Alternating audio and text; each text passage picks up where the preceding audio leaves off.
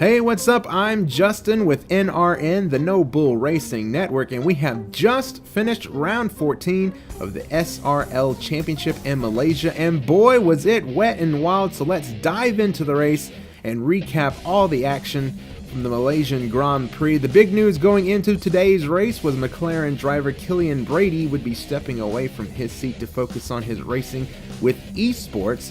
He was the championship leader going into Malaysia by a pretty dang sizable margin, I'd say. However, with Brady stepping out of the car, that's pretty much going to hand the championship lead to Bart Cadelda. And Cadelda was about 28 points behind Brady going into the race, so he was certainly one to watch. And with his biggest competition now gone, Cadelda was smelling that championship, and he put his Red Bull on the pole for the 8th time this season. Francis McGinn would start next door to him in second, and Rene van der Stoep would roll off the grid in third. But Malaysia, it never disappoints, and when it came time for the lights to go out, it would be pouring rain. It was a slow but fairly clean start to the race for Cadelda. Banner Ricchetti, though, in the Red Bull, he had some issues at the start, and that would cost him big after starting up front. He would fall all the way to dead last on the field. Sam Brandt and Louis Quinlan would make contact on the very first lap, so the rain out there was playing havoc with the drivers. Up front, though, Bart Cadelda was in his own zip code as he started to pull away from Francis McGinn. Mid-pack, though, saw some great racing on lap 2 as Lewis Marshall made a daring move on Sandro Doulis and Yannick Verpatten to pick up 6th. So even though it was raining, that was not stopping these guys from being very aggressive out there. And Sandro Doulis, who won this race in the opening season, would be forced to pit on lap number 2 for a fresh wing, and that would put him all the way back to 12th, so Sandro was going to have some work to do in this one.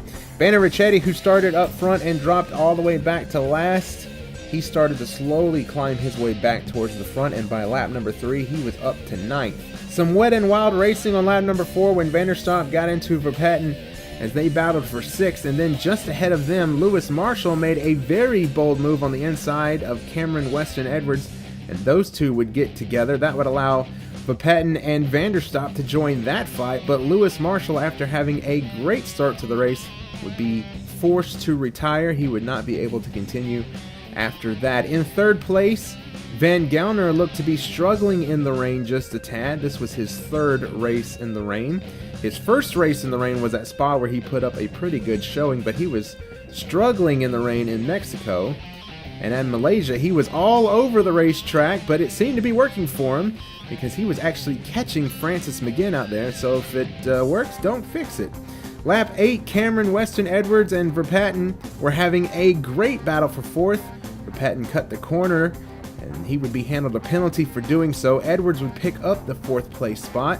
In fact, some of the best racing on the track seemed to be between Edwards, Verpatten, and van der Stoep. The three of those guys put on one hell of a show and never ran into one another, which was absolutely surprising. Brilliant racing out there for several laps. Lap number 11, the leaders would begin to pit, and that awesome battle between Edwards and van der Stoep would actually take to the pits, with van der Stoep making that pass on Edwards after the pit stop. Sandro Doulis had pitted on lap 2, so he actually started to move up the running order just a tad as some of the leaders made a pit stop, but he was off sequence and would have to pit again. Lap 12, the leader Cadelda would hit the pits with a 21-second lead. Nick Van Gelner would inherit the lead at that point, but he still needed to make a pit stop. His lead would be short-lived, though, because Cadelda would be able to make his pit stop, rejoin the race, and run down Van Gelder and reclaim the lead from him. Francis McGinn, who chased Cadelda for the majority of the race, would be 11 seconds behind after that round of pit stops, so Cadelda was out there kicking ass and taking names. Sandro Doulis' troubles would continue, though. He would get to racing Sam Brandt in the Haas and would lose his front wing and would be forced to pit for repairs. Sandro would roll the dice, though, and go ahead and switch to those intermediate tires. And Sandro looked like he had his hands full out there with that Ferrari. That car was slipping and sliding all over, and it may have just been a tad soon to switch to those intermediate tires, but hey, I like the gamble, and sometimes you just have to try something different. So I like that call. Cameron Weston Edwards also put on intermediate tires, but it wasn't working for him either. On lap 18, Brant would pick up that spot rather easily. So even though blue skies were starting to poke through the clouds, the intermediate tires still didn't seem to want to work out there. 7 laps to go though, the rain had slowed and Francis McGinn came in for intermediate tires. He was running in second place. That would give Van Gelder second.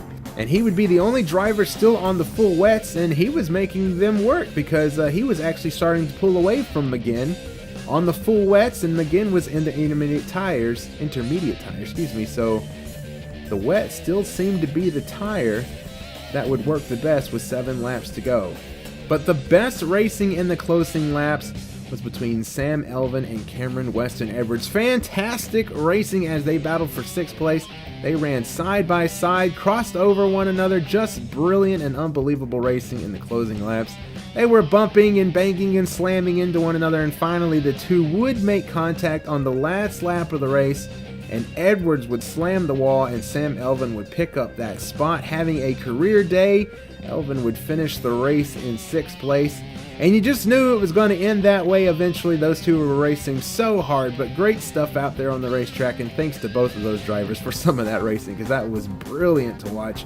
Cadelda would pick up the win, and sometime later that day, the rest of the field would finish the race too. Cadelda was just in his own world out there for the entirety of that race. He would win his 7th race of the season, but still not good enough to get the point lead. He's still about 7 points back, so probably the next race he'll get the lead. Van Gelder would finish in 2nd place. He was able to hold off Francis McGinn, and McGinn would finish in 3rd. That would be your podium finishers from the SRL Malaysian Grand Prix. And I was surprised though at the wet weather tires. They were so much better than the intermediates. Van Gelder, he stayed on the wets and was able to pull away from Francis McGinn, who was on the intermediate tires during that race. And even as the track dried, the wets just seemed to be the good tire to stay with.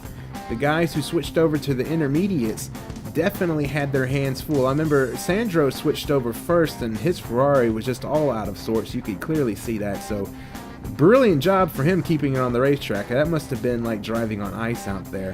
And the track never did dry up enough though to get on the slick tires. But very surprised at how well the wet weather tires worked out there during the race. So it is my honor now to hand out the first SRL Nobull Driver of the Race award, and I'm going to hand it to Sam Elvin in the Renault. What a drive for Elvin. So Sam Elvin is the first recipient of the Nobull Driver of the Race award. Congratulations, Sam Elvin. Good racing out there this afternoon from Malaysia. Tune in a few weeks for round 15 in Singapore. That's a tough street circuit under the lights and one of my favorite places to race, so looking forward to that one. That should be a very good race. Be sure to follow the SRL League on YouTube to find out about the latest news and view each and every race. That's SRL League F1 on YouTube. I'm Justin with NRN, the Nobull Racing Network. Thanks for tuning in. What a great race. We'll see you next time. Take it easy.